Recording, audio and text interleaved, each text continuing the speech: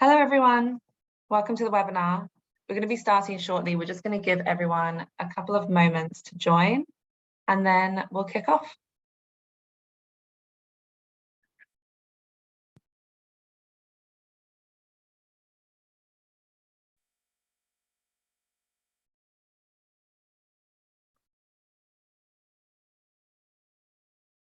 Okay, so we'll jump right in.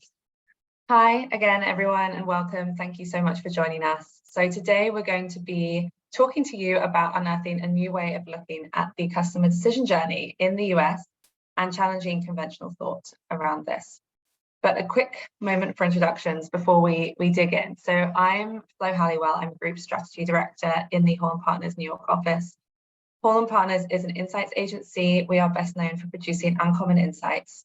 We're obsessed with how marketing influences the relationship between people, brands, and culture.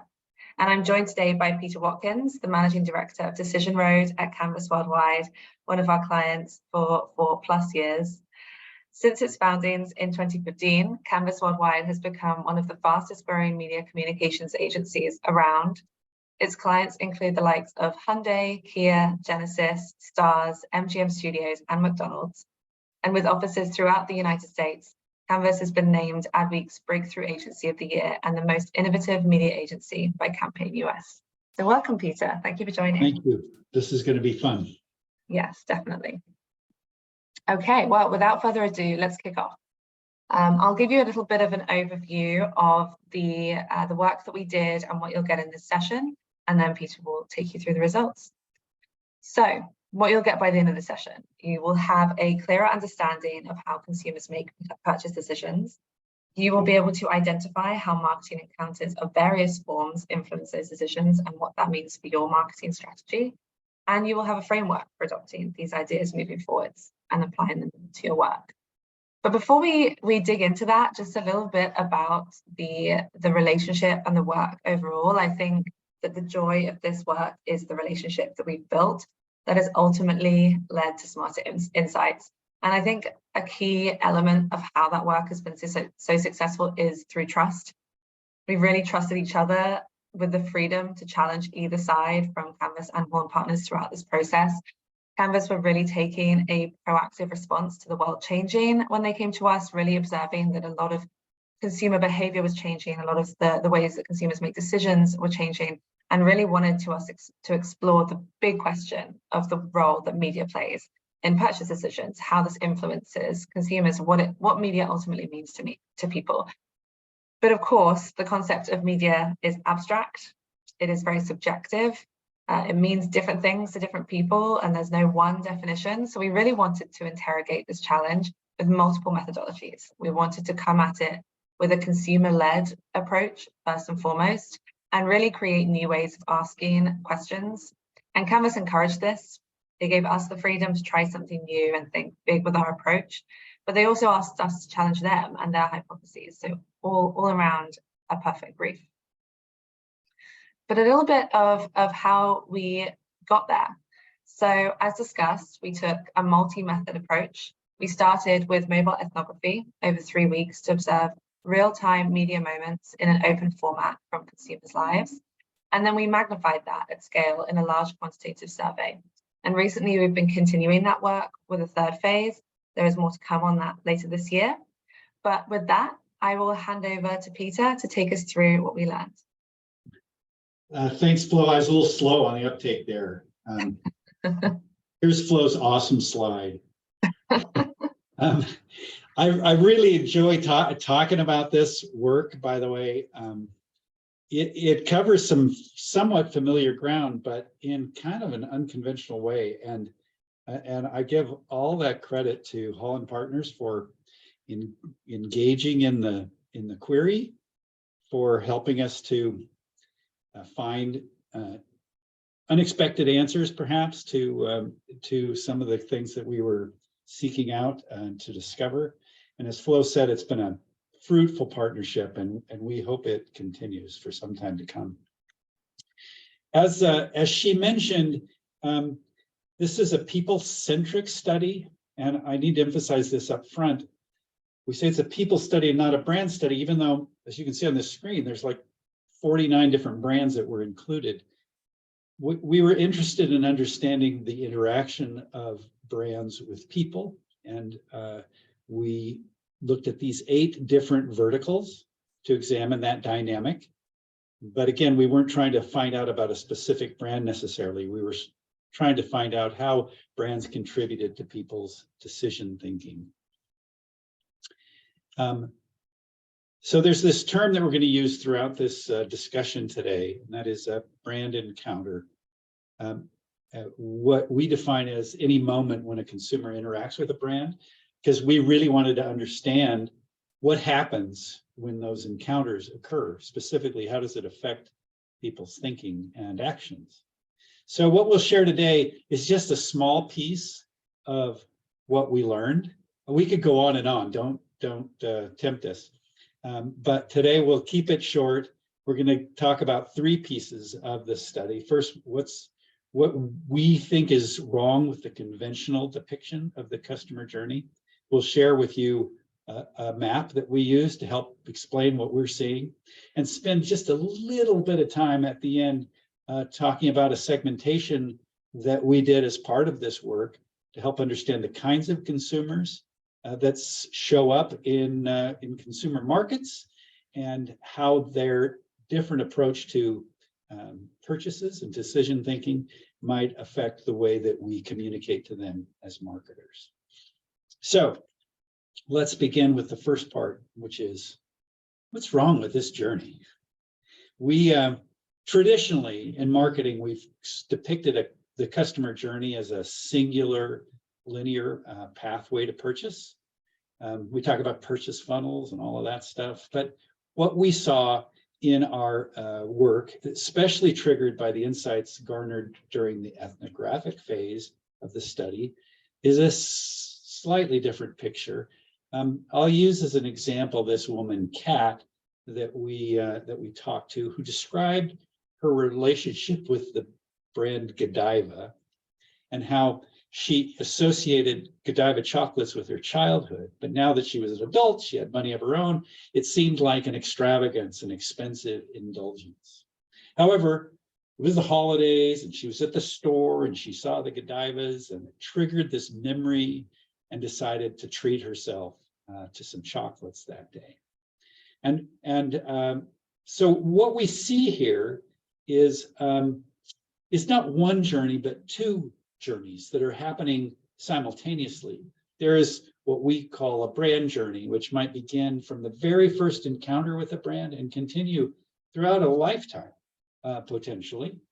And then simultaneously, we see what we'll call for today a purchase journey, which can be sort of a start and stop endeavor, sometimes leading to a purchase and sometimes not.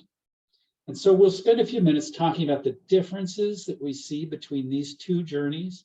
And we find it helpful if you pull those things apart into 2 different pieces to understand consumer behavior. So first of all, let's talk about what we know about brand journeys. First of all, they're long.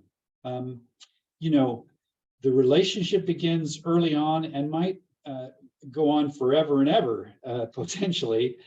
We saw, in fact, that when we talked to the people in this study about the brands that they had relationships with, on average, there were 10 years of time between when they first encountered that brand and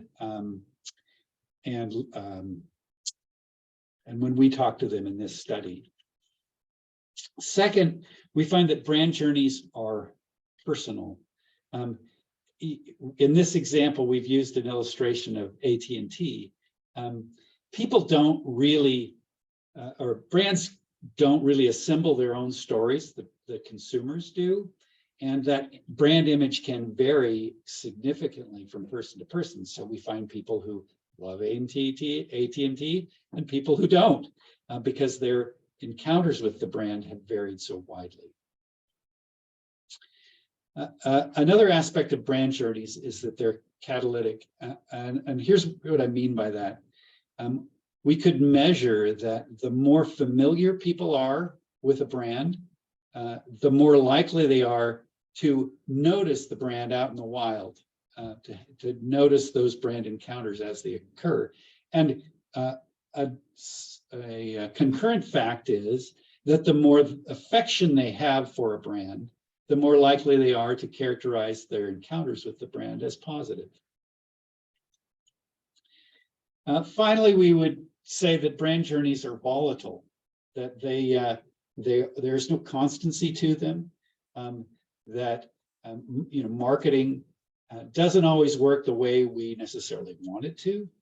And here's a fact we'll come back to later on. We saw that the impact of a negative encounter with the brand can be 7 times more powerful than the impact of a positive encounter with the brand. So there's a word of caution in that for all of us as well. So that's in brief a discussion about brand journeys. And let's talk for a moment about purchase journeys and how they differ from brand journeys. First of all, as I mentioned previously, they're disconnected. Purchase thinking can be triggered in any number of ways, and it may or may not lead to a purchase itself.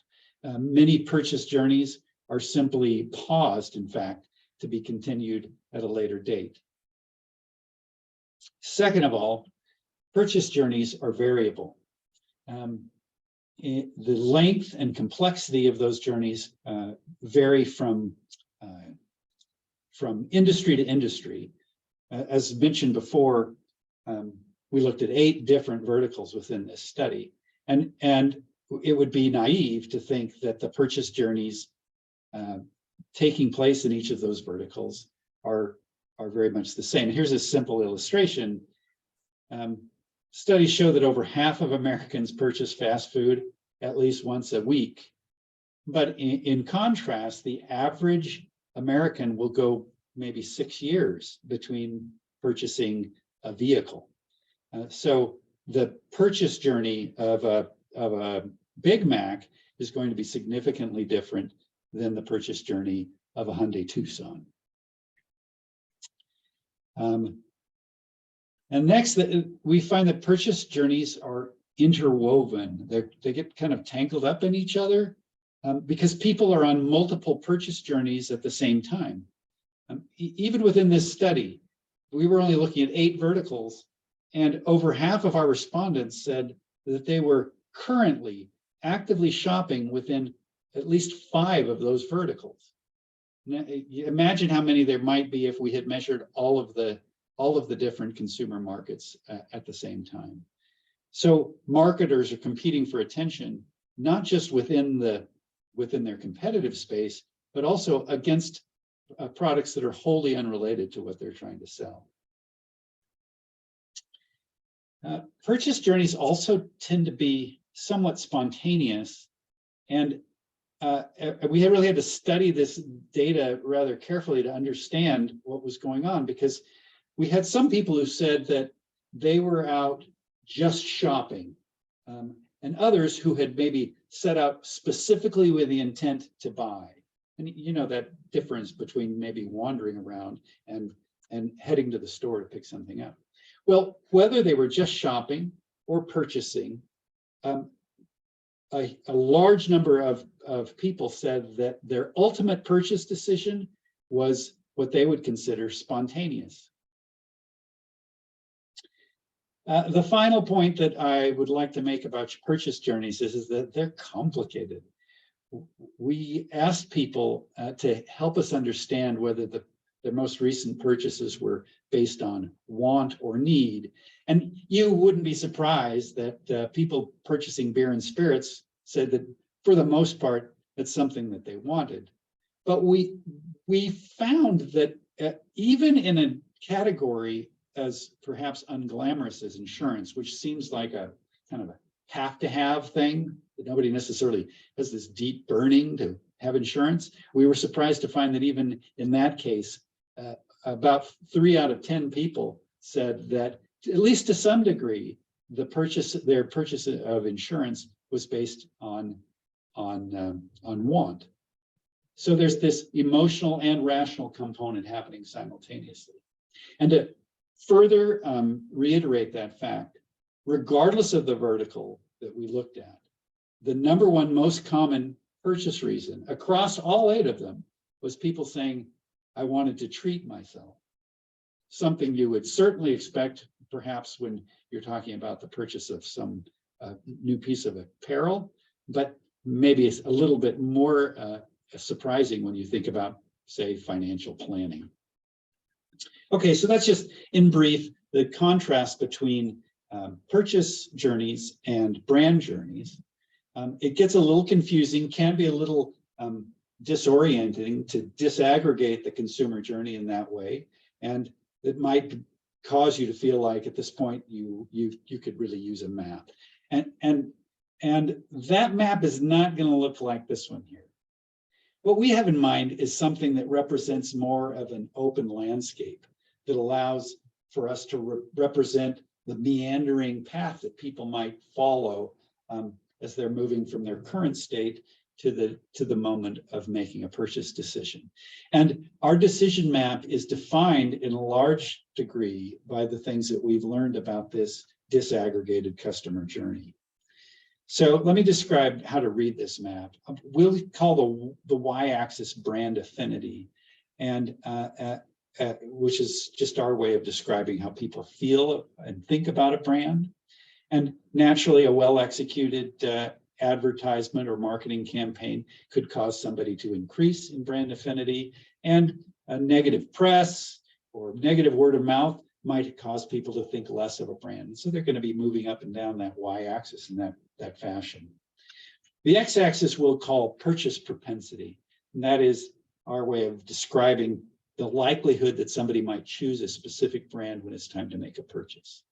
And their movement along this axis can be affected by certain life circumstances. It could be accelerated because of some kind of a sales event, or slowed down by, say, a global pandemic, as we have all seen. The interesting thing is to put these two things together. And what we find is that purchases happen typically at this intersection between buy this and buy now, which is that when the brand affinity is high enough and the inclination to purchase is high enough, then somebody's going to pull out their credit card. So let me kind of describe how to orient yourself within that landscape. Somebody who finds herself in the bottom left-hand corner of this decision map. We'll use Genesis, one of my clients, as an illustration here.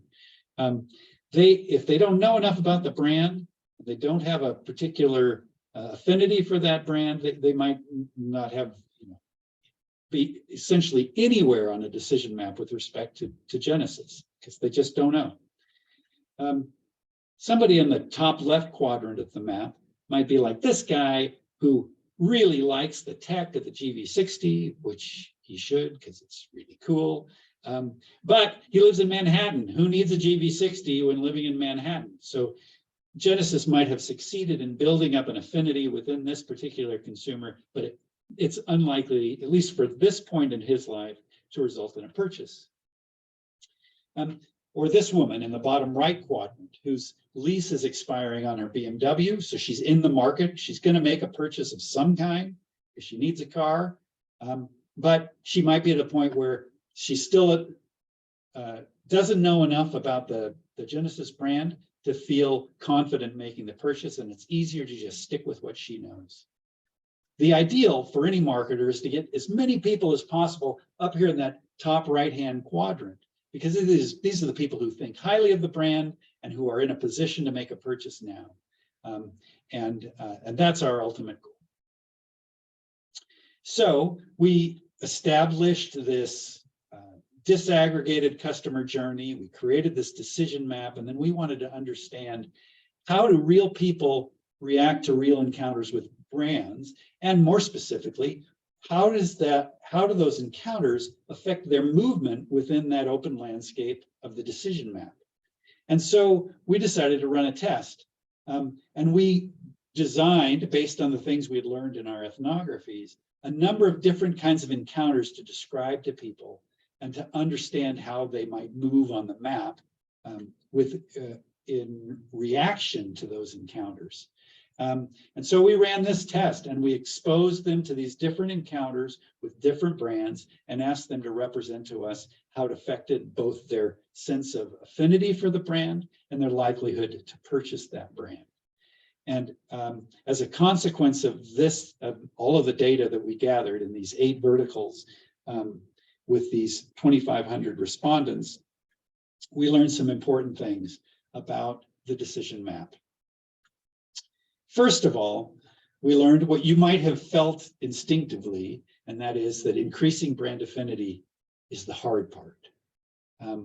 That you've got to invest a lot of time and you have to communicate consistently over time in order to get people to increase in their affinity for your brand.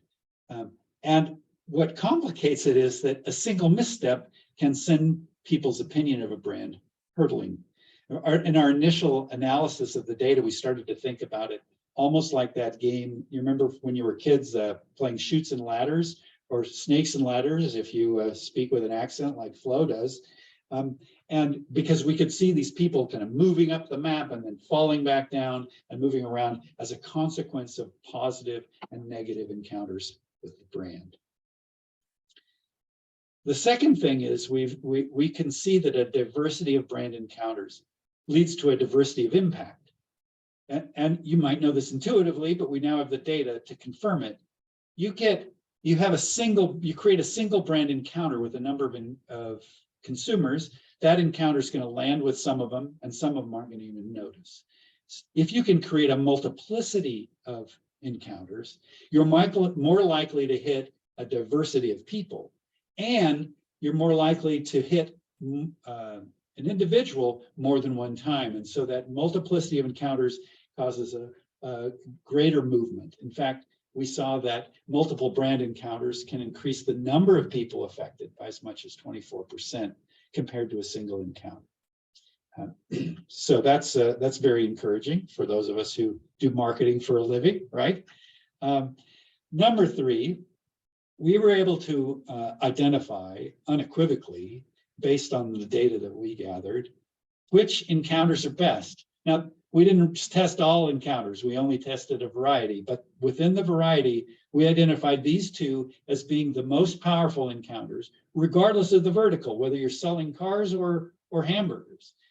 And that is, if you can make someone happy, you remind them of things that they like, if you deliver great value and an exclusive product or service, not only do you increase brand affinity, but you increase purchase propensity at the same time. You might anticipate that the flip side of this is that we also know which encounters are the worst. And these shouldn't surprise you. You make somebody feel like they're being tricked, or you deliver a bad product or a bad experience with the brand, and that's going to have a negative impact on both your brand affinity and your purchase propensity. So don't do those things. Before I wrap up, I did want to spend a few minutes telling you about a segmentation that we did within this study that helped us to understand consumers' decision thinking. We, with the help of Holland Partners, we were able to uncover 4 distinct types of consumers based on how they make purchase decisions. We looked at their attitudes about shopping, their relationships with brands and products, their values and beliefs, and their personal needs, and identified these 4 groups. There's a lot of data behind this, and we could spend another half hour easy talking about the things we learned, but I've, in compassion towards you, we've shortened it up, and we're going to just give you a little snapshot of each of these groups. The first group we call the clout hounds. We sometimes shorthand it as the Biebers. And this is a consumer group that is preoccupied with image and makes purchases based on what does that purchase say about me. And the consequence of that is that they are much more influenced by celebrity endorsements and social influencers. And probably a little less brand loyal, although the brand is important to them. They're going to, if the market shifts, they're going to shift with it. On the other end of the spectrum is a group that we call the real deals, or the Mendies. And they respond most to brands and products that are themselves the real deal, that no nonsense, that they deliver a quality product and a quality experience, and they're going to reward you with their purchase if you can play it straight with them and give them a good product or service experience. Then we have another group that we call the compulsive consumers, or the carries. And these are consumers who are in it for the hunt, who really like the shopping experience. It's almost more important to them than what they purchase on the other end. So they are all about the experience of the shopping, and as a consequence, much less brand loyal, perhaps, because it's just part of the adventure to make that choice. And then finally, we have a group called the straight shooters, or the Rons, and they are the most responsive to brand encounters, both positive and negative. That might seem a little surprising at first, but the fact is that these people are less concerned about the brand itself. They are going to pay attention to whether they can get they're treated with respect. And if you make a mistake, they might not ever forgive you. But if you deliver a good product or service, then there's no reason to make a change. Very straightforward in the way they analyze their purchase choices. As I said, I've given you just a little snippet of what we know about these people, but the main point for our discussion today is this one. We found people who fall into each of those 4 buckets in each of the 8 verticals that we studied. Whether it was cars or fast food or financial planning or skincare, you will find examples of the straight shooters and the real deals and the compulsive consumers, and all 4 of our segments, no matter which vertical you're talking about. And that leads us to the ultimate point, and that is, ultimately, purchase decisions reflect the person more than the purchase. And therefore, the more you can tailor your marketing to the way they think and the way they make an evaluation about a brand or about a purchase, the better off you'll be. So let me just wrap up here, because I think we're about out of time, and say the following. There is, we certainly know, more than one kind of customer. And each of those customers is on more than one kind of journey, as we've said. And so to make your brand encounters really count, you must plan accordingly. Thank you for your time. And we look forward to talking further if you're interested. Thank you, Peter. And I mean, just to tack onto that, it was so interesting. Planning accordingly to your point really is so critical. So with that in mind, I mean, this is really just a flavor of the learnings. And to the point that Peter made at the beginning, this is a people study, it's not a brand study, but we did apply this to multiple different categories. And we looked at multiple different categories when we ran this. So we would love to help you understand how to get there with your brand, how to utilize these learnings, any category specific insights. We're really excited to apply our thinking to other sectors and other brand questions. So please do reach out to us with any questions or to continue the conversation. Our details are on the screen right now. But thank you again so much, Peter. It's been great to talk with you. And thank you to everyone for joining us today. Thanks, Flo. Thanks, everybody. Thank you. Goodbye.